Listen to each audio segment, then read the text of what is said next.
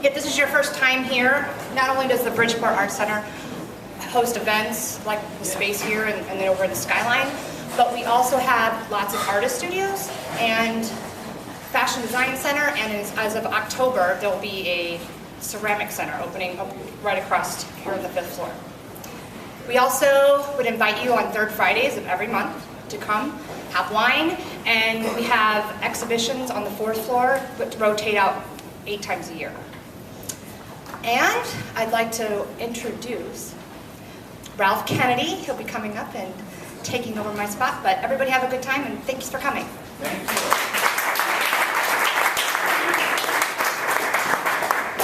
you. Ooh, a microphone and a platform. I'm Ralph Kennedy. I'm the president of the board of directors of the Legacy Project. I'm going to be your MC for this evening, or this afternoon, and so I know you're going to need to look at me, not the lovely view. Believe it or not, the Legacy Project is officially 5 years old.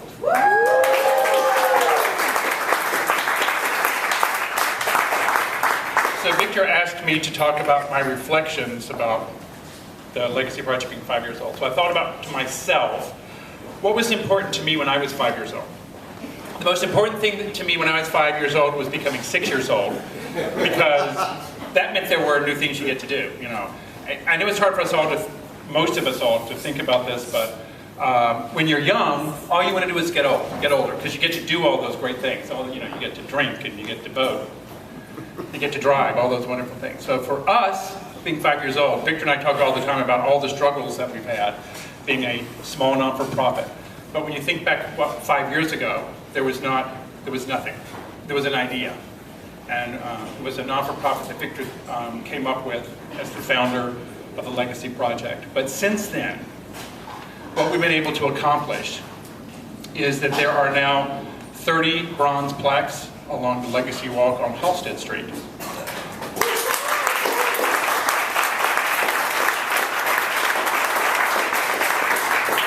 Which means we actually get to charge people for tours because there's something to see. Believe it or not, we have raised over $500,000, not one penny from a grant or from any public donation. It is all from you people standing here and the other great donors who believe in this project. So that's an incredible accomplishment.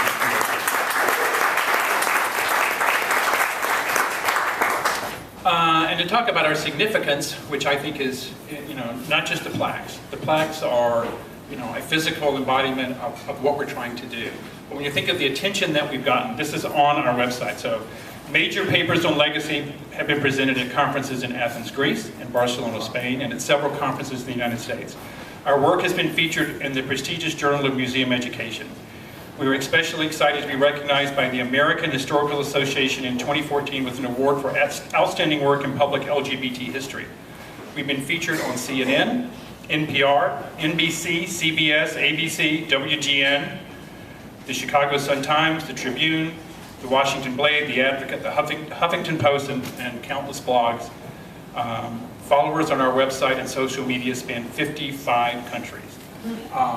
So, I'll be honest with you, every single day, I'm proud to be the president of the board. I'm intimidated to be the president of the board because I know what this can be. And when I think about a 5-year-old that wants to get older and all those exciting things, it's frustrating for us sometimes that we're not where we want to be. But it's also exciting because we have the opportunity to grow and do this together and turn this into an incredible non-for-profit that is so important to the LGBT community. So those are my reflections. And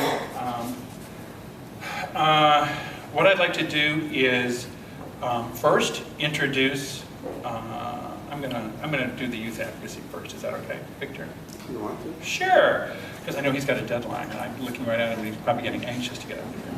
So, first I want to bring up here to talk with us is the Executive Director of Illinois Safe Schools Alliance, who's been a great partner with us, and has directed so many high school age LGBT youth to the Legacy Project that Victor's taken on tours, and they've come to some of our events. They've been incredible. So please welcome Anthony Papini.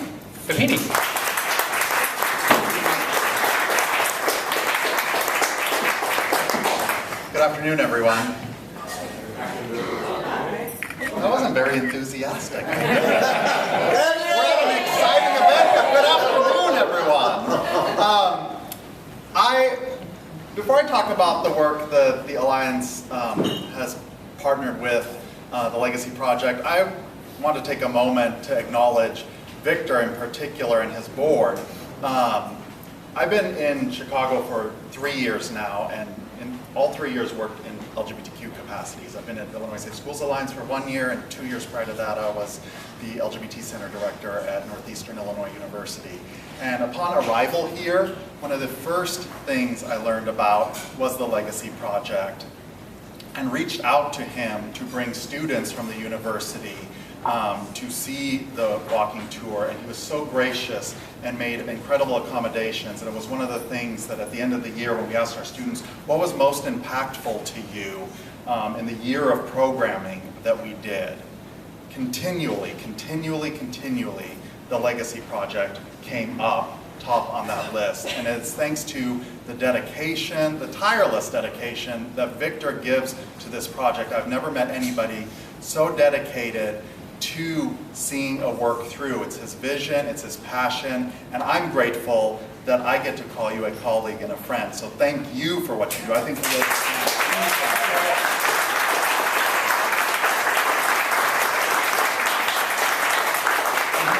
ask me to say that. I swear, he would not have wanted that, I think I'm realizing. But it's true. The Alliance for the past 10 years has worked to ensure that LGBTQ youth have safe and equitable learning environments in their schools, in their communities.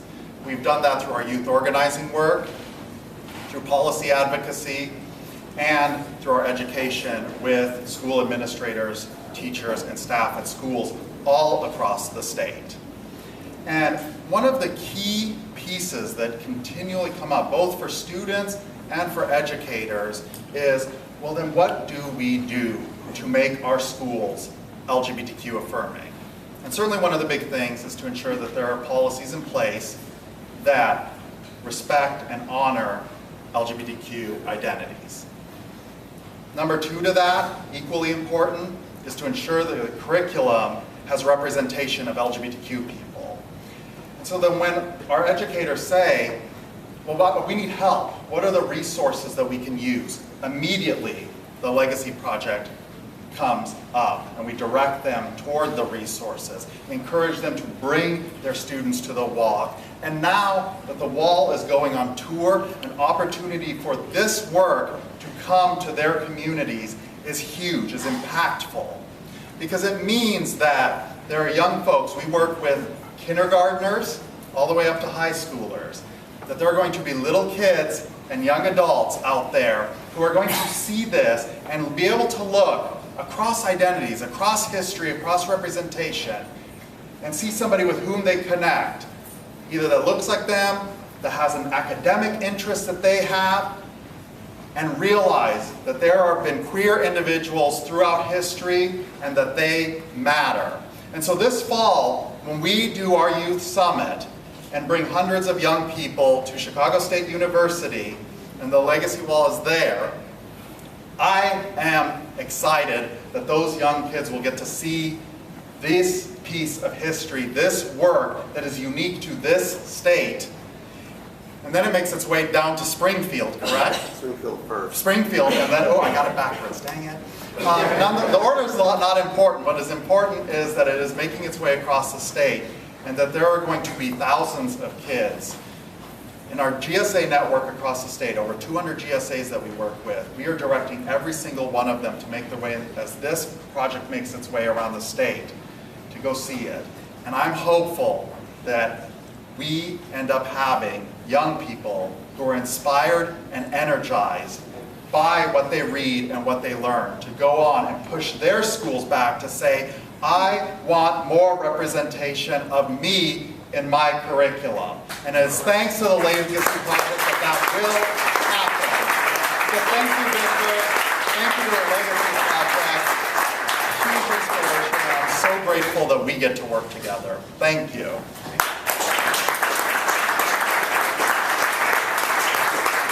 Oh, thanks so much. You know, if you're around and you're able to come to the dedication event in October, you'll meet some incredible kids. Every year we have some incredible youth come and speak, and you know, when I think back when I was their age, to have something like this is just, it's an incredible gift. Next, I want to bring up someone that's going to be that represents the city, a great supporter of ours, a great friend to the Legacy Project. Please welcome Mona Noriega, the Commissioner, Chicago Department of Human Relations.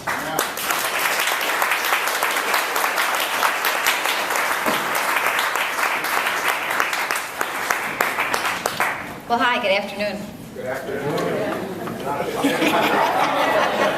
Thank you, set it up. So thank you for coming out, haha, well done, for experiencing history that is really purposeful and often ignored. My name's Mona. I serve on as Commissioner of Chicago Commission on Human Relations, and we enforce the anti-discrimination laws. But relevant today here is that we also support victims of hate crimes. And when I look at that wall, I can see that many of the victims, the people that are offering us hope and inspiration, were victims of hate crimes, and they suffered violence, even murder, in some of those. You know, the truth indeed will set you free.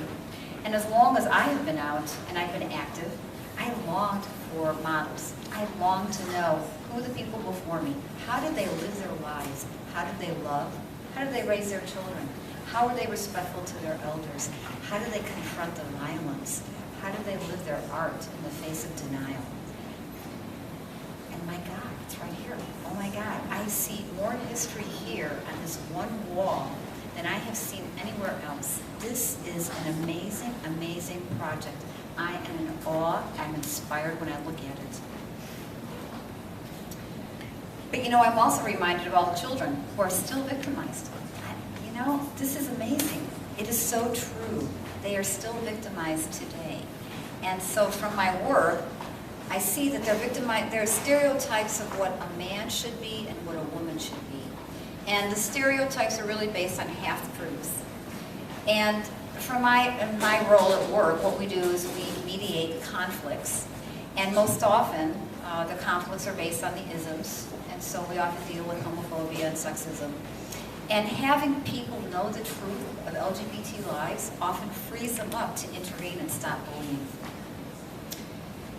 So that means when we deliver a workshop, when we intervene for some youth who just got his teeth kicked out, and we sit the parties down to say what the truth of our lives are, it gives them permission to step forward and intervene and to stop violence. So let the truth free you. Thank you, Victor. Thank you to the board. Thank you to all of you for supporting this legacy wall, which I'm still involved of. The level of violence inflicted on those that we fear, because their lives and art are shrouded in shame and secrecy, results in depression, suicide, assaults, and murder. Based on the violence I see in my work that is based on ignorance, I know the legacy wall is going to save lives. The legacy wall is going to save lives. Let the truth free us all.